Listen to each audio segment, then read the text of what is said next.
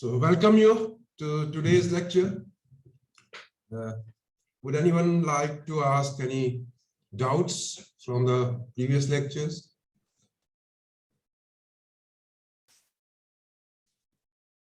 So again, I would like to remind you that our mid-semester examination is scheduled on Monday from 8 to 10.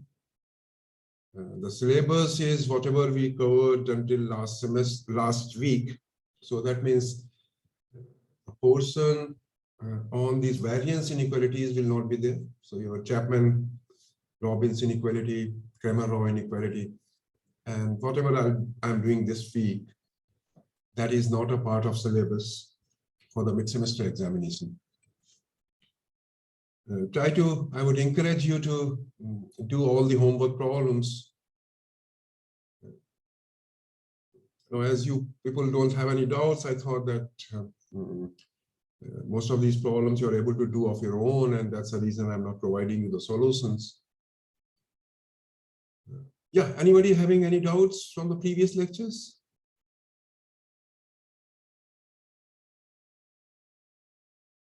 Okay, if there are no doubts, let me just continue with our topic on variance inequalities, which we were doing last time. So now if you recall that your Cramer-Rao inequality or the Rao-Cramer inequality, the basic crux of that inequality was that correlation is always less than or equal to 1. That was the basic crux of the Cramer-Rao inequality, and basically the fact which you used was, if you try to recall your Cramer-Rao inequality, Cramer-Rao bound, it was based on the fact that correlation between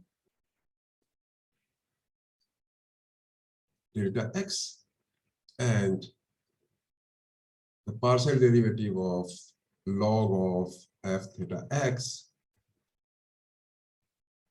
is always less than or equal to 1. Now, since here there was only one parameter, I got a bound for one parameter theta. Now, if I have to generalize this, I need to have a concept of a much general concept of a correlation. Now, in the multivariate analysis, a generalization of a simple correlation, this is called a simple correlation, which is between a real variable, one real variable, and the other real variable. So there is a generalization of this concept, which is called the multiple correlation coefficient. So what you do over here is you're interested in predicting a linear combination B transpose Y of random vector Y by another linear combination of vector X, A transpose X. So B transpose Y is given to you. And you're trying to look for A such that I can predict A transpose, I can predict B transpose Y by A transpose X. So I have to suitably choose A.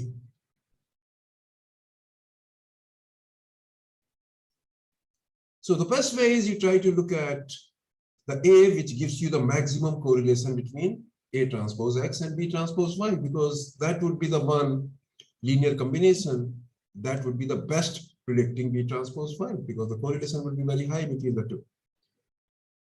So for this reason, we consider maximizing this correlation of A transpose X and B transpose Y, and choose A for which this correlation is maximum. So this leads to the concept of maximizing correlation between A transpose X and B transpose Y with respect to A. Now note that rho star will always be greater than or equal to 0. Why it will always be greater than or equal to 0? Because for any A, covariance A transpose X and B transpose Y is same as if I consider a vector in place of A minus A, then what would happen? It becomes minus times covariance of minus A transpose X and B transpose Y. Correlation. So that means for every positive correlation, there is a negative correlation, or for every negative correlation, there is an equivalent positive correlation. And since I'm trying to maximize this correlation, it has to be positive, because if it is negative, I can choose the minus of that, which has the same correlation as this. So this correlation would always be positive, right? So that will never happen. The negative, this rho star can never be negative, because if there is a negative, so this quantity is negative, I can choose minus A transpose. That will give me a correlation which will be negative of the original, which becomes positive. And positive is bigger than negative. So that will lead to a contradiction that you can get a negative multiple correlation. So what we obtained was, we obtained a which maximizes this correlation. We put that A in this correlation, I get this as the value. Now, once that happens from this, since this rho star is always less than or equal to 1, this will give me the fact that sigma 22 minus sigma 21, sigma 11 inverse sigma 12 is non-negative. It just follows from the fact that rho star is less than or equal to 1. Rho star square is less than or equal to 1. That means B transpose sigma 22, sigma 11 inverse, sigma 12 B would be less than or equal to B transpose sigma 22 B. So that means B transpose sigma 22 minus sigma 21, sigma 11 inverse, sigma 12 B would be greater than or equal to 0 for all B's. Whatever B may be, because whatever B may be, rho star is always less than or equal to 1. Now, this is a definition of a non-negative definite. That means this implies that sigma 22 minus sigma 21, sigma 11 inverse, sigma 12 is non-negative definite. So essentially, it is this fact which is equivalent to saying that correlation is less than or equal to 1. Here, multiple correlation is less than or equal to 1, which is equivalent to saying that this matrix would be non-negative definite. And that is what we'll use in getting the multivariate version of the Cramer inequality. So let us try to write down this. So one thing you know that since rho star was the supremum of correlation between any linear combination of X and linear combination of Y, in particular, Xi is a particular linear combination where your AI is 1 and rest of them are 0. And since rho star is the supremum of all such correlations, supremum would always be greater than or equal to correlation of a particular linear combination, which is Xi at this. And in fact, rho star, in particular, rho star would always be greater than or equal to correlation between Xi and Yg. So in particular,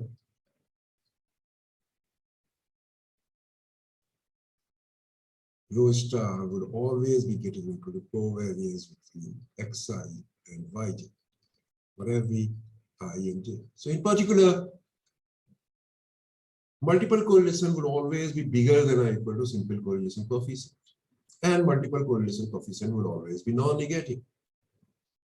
So let us try to do these regularity conditions, which are similar to the set of regularity conditions for the univariate case. So I assume that my parameter space is an open rectangle.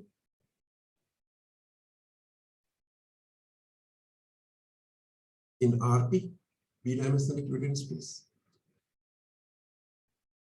Finite or infinite or semi-finite. All f thetas have the common support, or in other words, their support does not depend on theta. So collection of all those x's that f set x greater than 0 is independent of theta. For every x in the support and for every theta in the parameter space, the derivatives f theta x, partial derivatives, because there are p parameters now, theta 1, theta 2, theta p. So these partial derivatives exist and are finite. Also, I can integrate this identity f theta x dx equal to 1 under the integral sign. So that what I do is when I look at expected value of del by del theta I log f theta x, which would be expected value of del by del theta I of this. If I take it outside, it becomes del by del theta I of log of f theta x.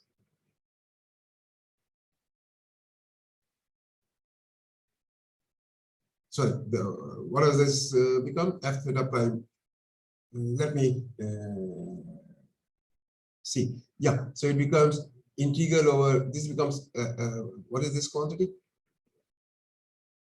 This is same as integral over f theta x, 1 upon f theta x, and del by del theta I of f theta x. Since it is expected value,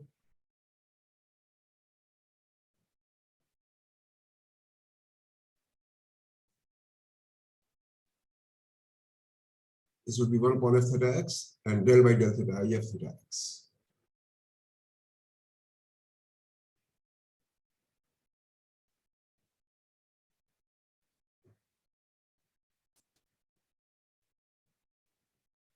Actually, this would not be this.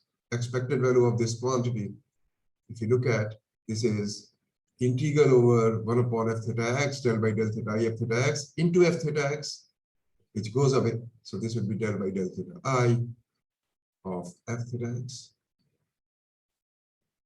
And I can take this outside, so it becomes del by del theta I if integral f theta x, which is 1. So integral derivative of 1 is 0, so that is why this would be 0. So expected value of log of f theta x, the derivative of this with respect to theta I would be 0 for any n.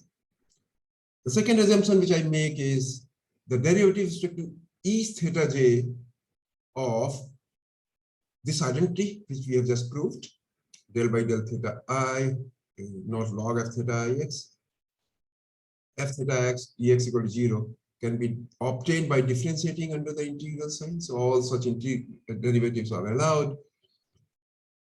So for ij is equal to 1 to p, let us define ij theta is expected value of del by del theta I log f theta x, del by del theta j log f theta x. Since expected value of these are 0, which we have seen just now, so this quantity would be same as covariance between the two, which is del by del theta I log f theta x, del by del theta j log f theta x. So this is the ijth element of a matrix, and I construct the corresponding matrix as I theta, which is iij theta, which is the covariance between these two quantities. This is called the Fisher information matrix. In the univariate case, we have seen some interpretation of this in terms of information, right? Because this quantity represents the rate at which the density changes, the relative rate. So if there is too much change taking place, then it would be easier to discriminate a particular value theta naught from its neighboring values. So that way you'll have a more information. So this matrix, which is iij theta, is called the Fisher information matrix. Note that this iij theta is a variance covariance matrix, and a variance covariance matrix is always non-negative definite. So in fact, this I theta, which is a Fisher's information matrix, turns out to be non-negative definite. In fact, it would be a positive definite matrix. It would be negative definite only when there is some kind of a, this determinant is 0. Determinant is 0. That means these variables are linearly related. So that means there exists a constant C1, C2, Cp such that they are linearly related. Summation psi is equal to 1 to p, Ci del by del theta I log of theta x is 0.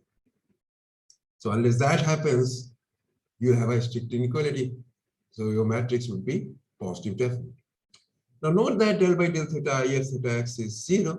So I take the derivative with respect to theta j now. So that would also be 0, which is same as del by del theta I log of f theta x into f theta x dx is 0.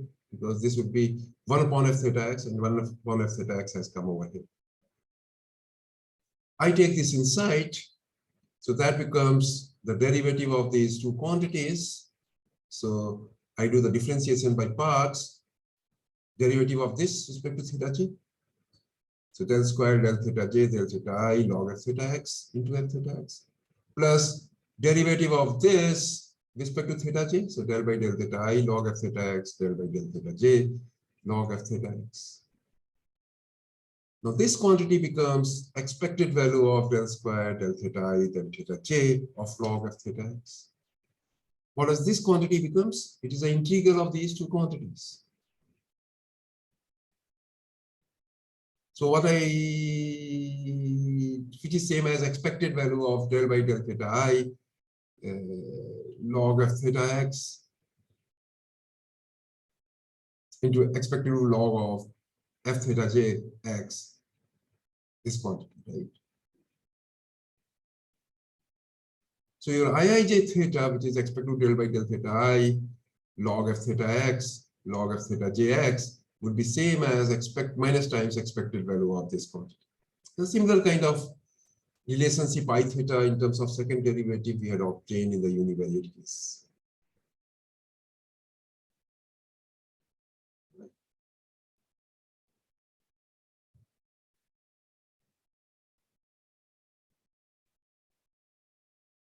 So which is nothing but covariance of del by del theta I log f theta x. So information matrix can be obtained in so many ways. So now let us look at the exponential case. This result we proved last time for the univariate case. Now I have a multivariate generalization for the exponential case, except that now my variance gets replaced by the variance covariance matrix. And it is the inverse of a variance covariance matrix. So let f theta be the exponential family, so theta L theta TLX minus B theta HX. And this parameterization is such that these theta i's are nothing but expected value of these TI's. So theta I is same as expected TI, I from 1 to p. Here eta i's, TI's, and betas are some real valued functions. Then I theta would be the inverse of, which is the information matrix, is nothing but inverse of the variance covariance matrix of T. Now you have to remember that here I have done the parameterization in such a manner that it is a mean parameterization, that these theta i's are nothing but expected value of TIX. So what I do is first I try to write down this in a canonical form. So that means I consider eta thetas as some independent parameters. If I do that, then my density can be written in terms of the parameter eta as f star eta x as exponential summation I is equal to 1 to s ti eta I tix minus eta hx. What is my Fisher information matrix with respect to this parameter eta? This is expected value of del by del I log of f eta star x del by del j eta j log of f star x. Now, if I try to look at what is del by del I of log f star eta x, so log of f eta star x is summation I is equal to 1 to s eta I dix minus eta plus log of hx, let me call that as kx. So del by del eta I, when I look at log of f eta star x, all other terms will become 0 because partial derivative I'm taking. Only the ith term, which is corresponding to ai, will give me dix minus del by del eta I of eta. So iij star eta, which is expected del by del I log f star x del by del j log f star x, is same as expected value of ti minus partial derivative of eta with respect to eta I, and the similar thing corresponding to this quantity. Now I try to see what does this quantity del by del eta I A eta represents. To see that, I observe that since I was dealing with the density, this integral has to be 1. Right? Integral over f eta star x dx has to be equal to 1. I differentiate both the sides with respect to eta I. So what I get is d by d eta I integral over e to power summation eta I di minus 8 into hx dx has to be 0. But I've assumed that regularity conditions are satisfied, so I can take this inside. When I take this inside, what happens? E remains as it is, and then it becomes a derivative of this with respect to eta I, which becomes derivative of eta I, so ti would come minus partial derivative of eta I with respect to eta with respect to eta I e to power summation eta I ti minus eta hx dx is 0. But what is this quantity? This is nothing but density. So this becomes expected value of ti minus partial derivative of a eta with respect to I would be 0 for every I is equal to 1 to p. So that means my ti expected value of tj is nothing but del by del eta j of a eta. So if I look at ij star, and this is nothing but expected value of ti. This is nothing but expected value of tj. So ij star eta becomes covariance between ti and tj. And that is what you get over here. So the information matrix with respect to the parameter eta, which is iij star eta, is nothing but a variance covariance matrix of T. Now I have to show that the information contained in theta satisfies this. I have obtained the information contained in information about the parameter eta. So I try to convert this information about the parameter eta in terms of information about the parameter theta. So note that I have iij star eta is same as expected value of del by del eta I log of theta x del by del eta j log of theta x. I use the chain rule because theta could be a parameter of eta 1, eta 2, eta p. So this is same as summation k is equal to 1 to p del by del theta k of log of theta x, and then del theta k by del theta I. Same thing over here, summation L is equal to 1 to p del by del theta L of log of theta x into del theta L by del theta x. I combine the two, it becomes summation k is equal to 1 to p, summation L is equal to 1 to p del by del theta k log of theta x del by del theta L log of theta x theta k by theta I del theta L by theta j. Now if so I need to get what are these quantities, theta k by theta eta I. So for that, note that my theta I was expected value of tix, which is integral over tix summation L is equal to 1 to s eta L dlx minus eta into hx. I take the derivative with respect to eta j of theta I, so del theta I by del theta j. Tix remains as it is, this exponential would remain as it is happening over here. Then the derivative of this quantity with respect to eta j.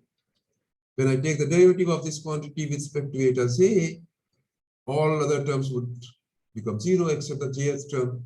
And when I differentiate the jth term with eta j, I get only tjx minus del by del eta j of 8. And what is this? This is expected value of ti, tj, and this we have seen is same as expected value of tj. Next is the density. But this quantity is same as covariance of ti and tj. which is same as covariance of Tj Ti, which is same as del theta j by del theta I. So what do you get Ij star eta? Ij star eta, which I had written down over here, was this quantity del theta k by del theta I, del theta L by del theta j. So it becomes summation k is equal to 1 to p, summation L is equal to 1 to p, theta I by theta k, del by del theta k, log f theta x, del by del theta L, log f theta x, del by del theta L, by del theta j. Now what is this quantity? This, so this could be a kth element, then ljth element, that is the ijth element of this. So that means this matrix I star would be nothing but the variance of all these quantities, which is the variance of these quantities, and then this would correspond to the information matrix I theta, and this is again the variance covariance matrix of T's.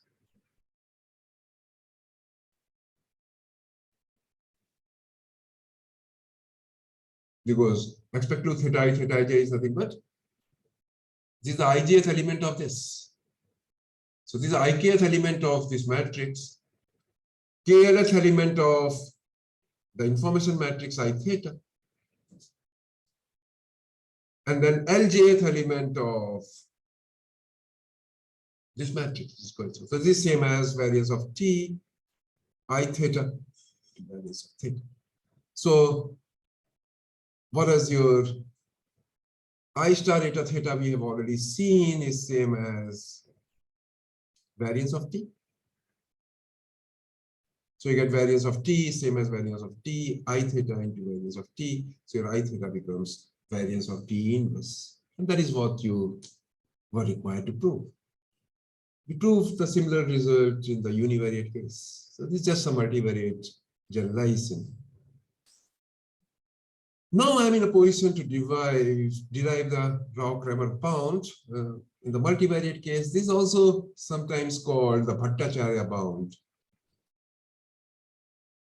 So you see a lot of contributions of Indians.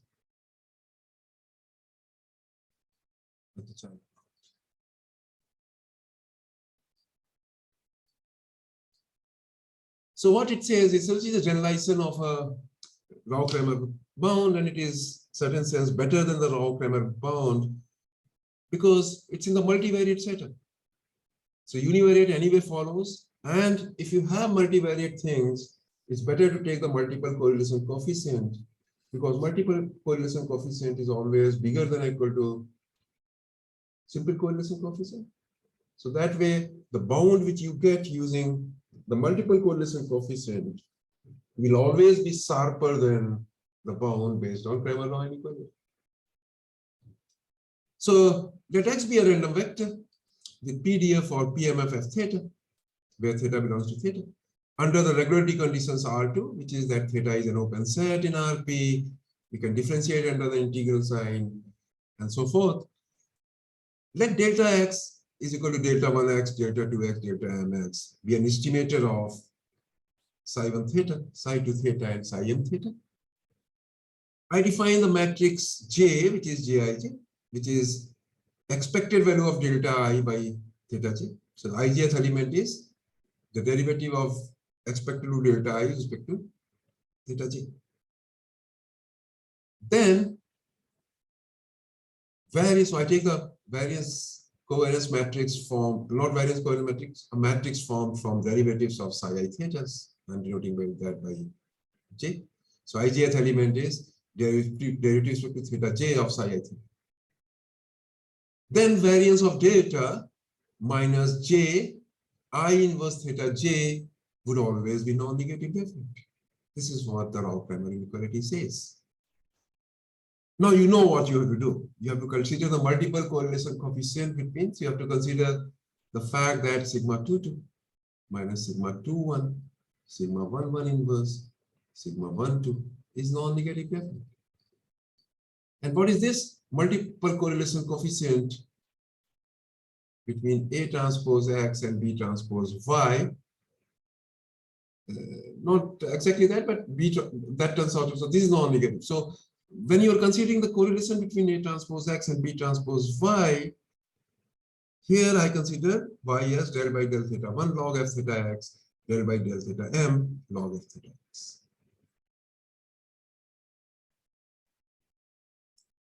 It would be there would be P parameters, so del by del theta P, because thetas are P, psi I thetas are M. So I have to consider the correlation, multiple correlation of this with that of deltas. So variance of Y becomes sigma 1 1, and variance covariance matrix of this, you know, is nothing but information matrix I theta.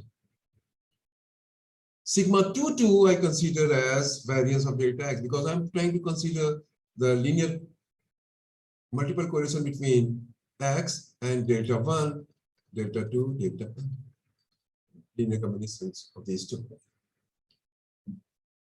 So that way my X is this. So what will be the variance covariance matrix corresponding to X? That would be variance covariance matrix of delta X. So that I'm taking as sigma 2. And then the correlation coefficient between X and Y, I'm denoting that by sigma 2 1. Sigma 2 1 is the covariance between delta 1 del by del theta I log F theta X. So that is a variance covariance matrix of delta X and Y. I know that sigma 2 2 minus sigma 2 1, sigma 1 1 inverse, sigma 1 2 is non-negative. So here everything is determined because my sigma 1 1 is I theta. Sigma 2 2 is a variance of delta. So the only thing which I have to determine explicitly is the sigma 2 1, which is a covariance between delta X and phi. So let's see what is the covariance between delta X and phi. Since expected value of each of yi's is 0, because it is same as expected value of del by del theta I log of theta X, each of them is 0. So expected value y is 0. So ijth element of sigma 2 1 would be nothing but covariance of delta I and yj. But since expected value yj is 0, so that is same as expected value of delta I into yj, which is expected delta I del by del theta log of theta X. Which is same as integral delta I. What does that become? That becomes del by del theta j log f theta x into f theta x, which is del by ix. This becomes 1 upon f theta x into del by del j of f theta x. 1 upon f theta x gets cancelled, so you are left only with this. I assume that my integrals are very nice, and I can take this derivative outside the integral, so it becomes d by d theta j of integral delta ix f theta x, which is same as d by d theta j, that is same as expected delta ix. And I am denoting this by jij. Just see. In the statement of the theorem, jij is nothing but expected delta ix by del theta g. So this becomes jij. So sigma 2 1 becomes basically the matrix J. And now you're done. Sigma 2 2 was variance delta x minus j. Sigma inverse j is non-negative definite. So what is j? J is the derivative of expected value of delta i's. Okay? I is the information matrix. So let us consider this example when I have two parameters and both are unknown. So x1, x2, xn is ID normal mu sigma square. My parameter is theta mu sigma or theta mu sigma square, which belongs to theta cross 0 infinity. Psi theta becomes mu comma sigma square. Then for any unbiased estimator, delta x, delta 1, x, delta x, theta, let's consider what is j. J is del mu by del sigma square, which is 1. Then del sigma square by del mu, because what was your jij? Yeah.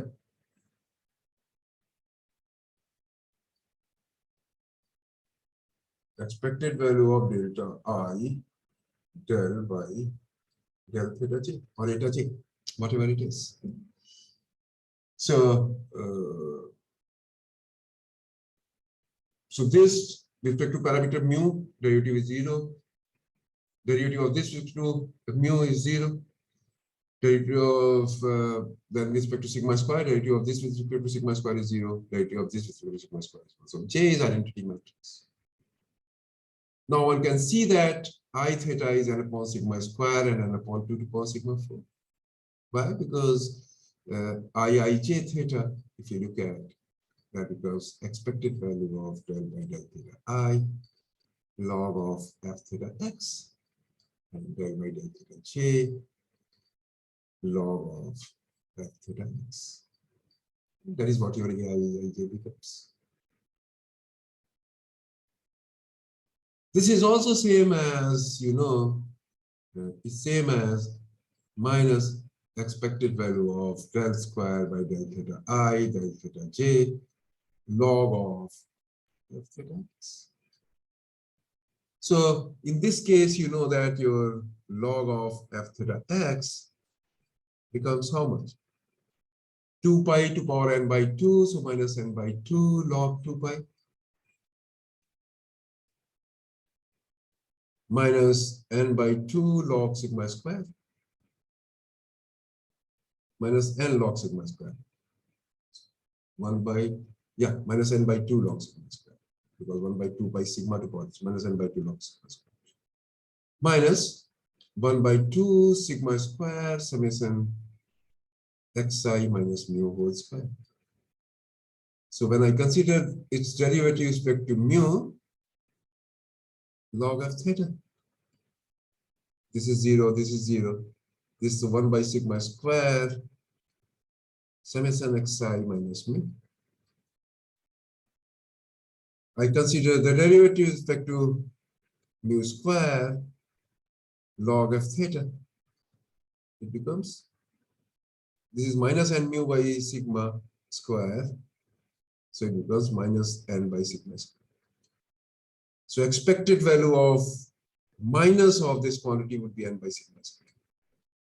This is a cross product term, so that means del by del sigma square into del mu of log of theta.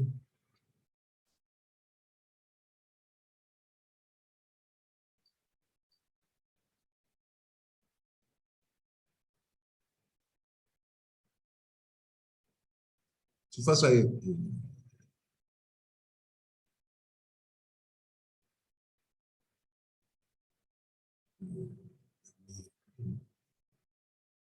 check, yeah. Minus 1 by 2 sigma square. Yeah. So this would be certain quantity. First, let us consider del by del. This is minus 1 by 2 sigma square. 2 goes away. Mu 1 by sigma square. So this is xi minus mu. Yeah. So expect to del by del sigma square del mu. That means minus 1 by sigma square whole square. Summation xi minus mu. When I take its derivative, it becomes expected by xi minus mu, which is 0. So that is how this term comes. Now I look at del by del sigma square of log f theta x.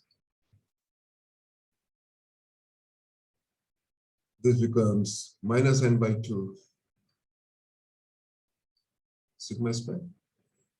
And then plus 1 by 2 sigma square whole square. Summation xi minus mu whole square.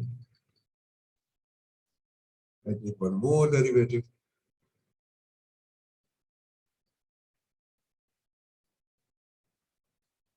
It becomes n by 2 sigma square whole square. This becomes sigma square minus 2 minus 2 minus 2 plus cancel. So plus minus 1 by 2 sigma square whole cube.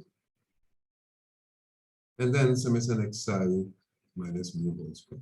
When I take the expected value, expected of xi minus mu whole square becomes sigma square, so it becomes n sigma square. And then you get this quantity. So there is some problem somewhere, so you get Basically n by 2 to the power sigma to the power 4. Right? Sigma of 4 and sigma square gets cancelled over here. So yeah, so you get this. So there is some factor of n somewhere playing a role. So let us see. So this is minus n by 2 sigma square. Okay. Yeah, there will not be any 2 over here because this 2 would get cancelled. Right? Because sigma squared minus 2, so minus 2 sigma squared power 3 is minus 2. So this is what you get. So I theta turns out to be this quantity. So variance of delta minus j I theta would be positive definite. So j is identity matrix, I theta is this matrix. So this is non-negative definite. So what you get is variance of delta 1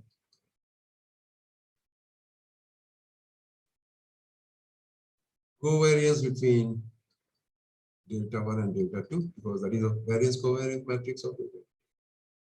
Covariance between delta 1 and delta 2 and variance of delta 2. This is non-negative. Now note that in non-negative definite matrix always has diagonals non-negative, which is okay. Its determinant would also be greater than or equal to 0. Sorry, variance of delta 1 minus sigma square by n. Variance of delta 2 minus 2 sigma 4 by n. So variance of delta 1 in particular would be greater than or equal to sigma square by n, which is same as variance of x bar. So here you can conclude that x bar is UMV. Now this is same as variance of s square. So you know that variance s square is the UMV because that attains the lower bound. Now note that when I was considering only one parameter mu, this bound was not attained. Right? And that was because of the fact because if you consider a simple correlation coefficient, you may not get a very sharp bound. Let us consider this final example.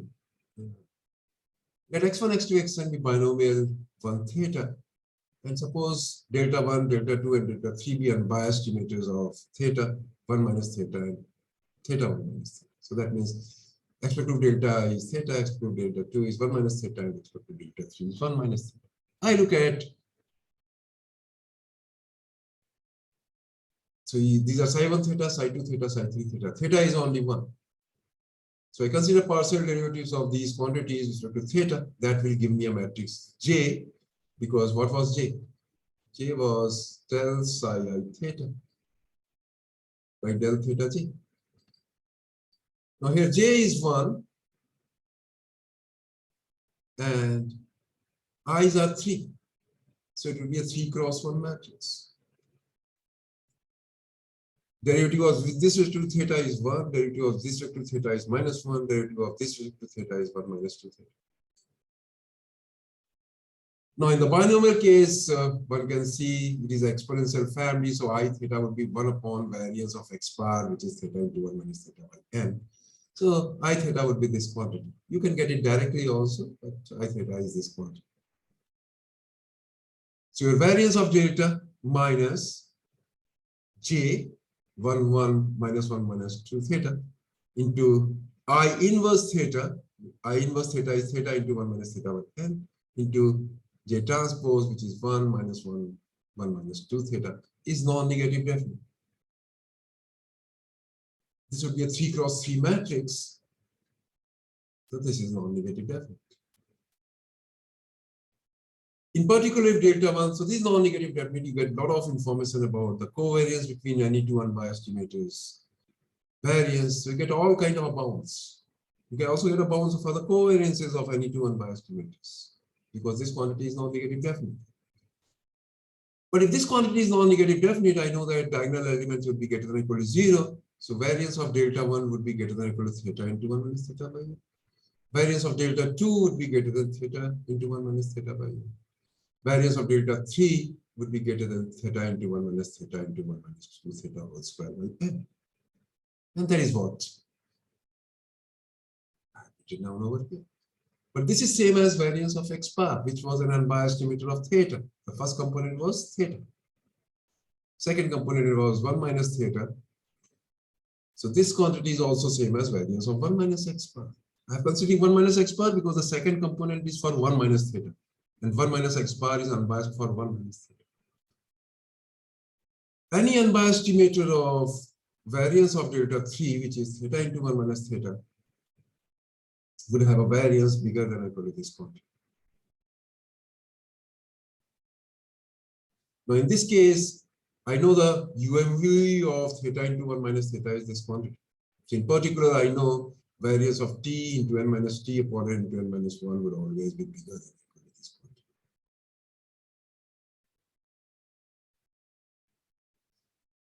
Now, I know that this bound is attained for x bar, which is an unbiased emitter of theta, which is the first component. So I conclude that x bar is the UMV for theta.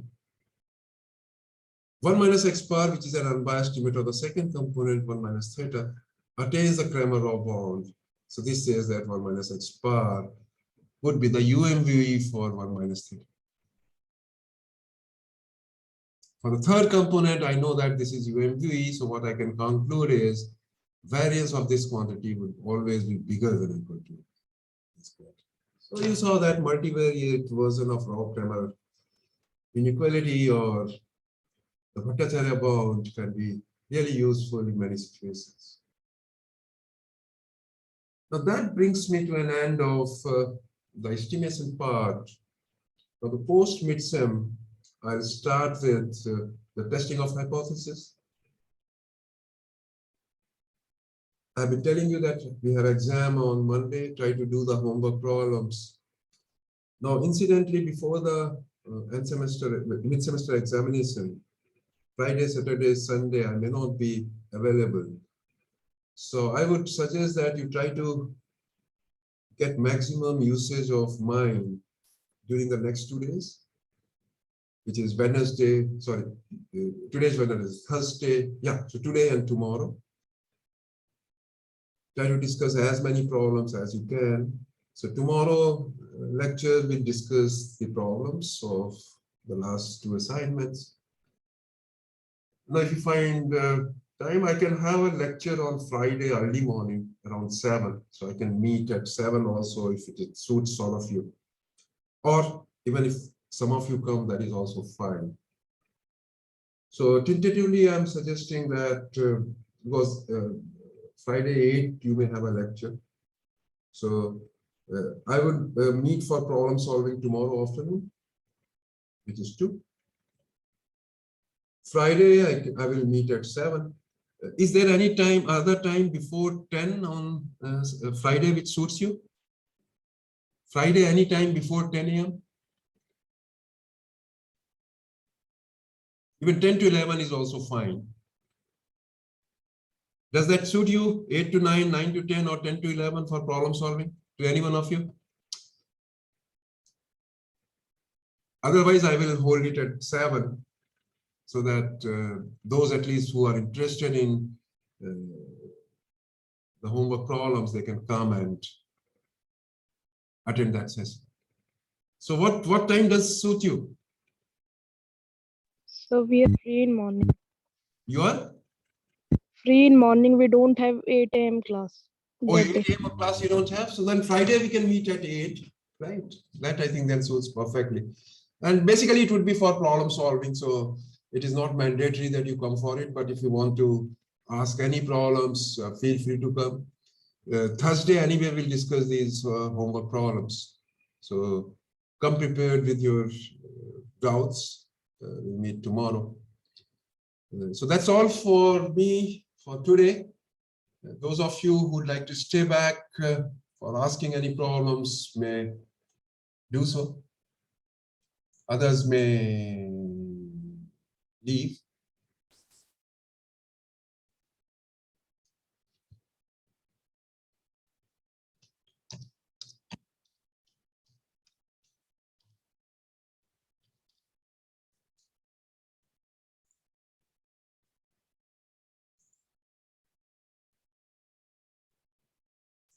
So we'll meet tomorrow at 2.